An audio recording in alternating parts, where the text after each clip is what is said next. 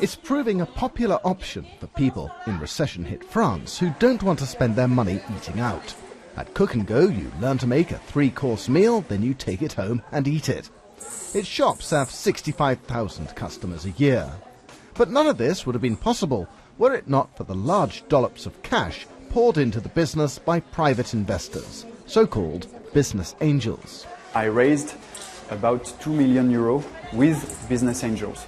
The first step is the most difficult, and when you manage to convince the first business angels to invest, then it's easier to get more funding from them because you have a good track record.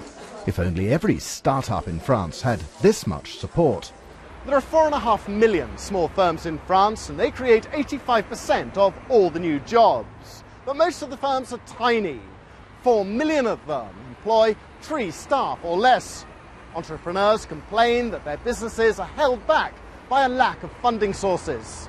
Georges Nodin is director of the Paris Business School and vice chairman of the French Institute of Directors, with special responsibility for small firms. Bankers are actually extremely prudent not to say they are not lending money for you to start a business. If you are already in business and you have a huge net asset, they would lend you money, but they're extremely cautious to lend you money when you're starting. So there should be a clear line coming from the government to force banks to allow a fraction of their funds to finance brand new projects with the risk of wildcats.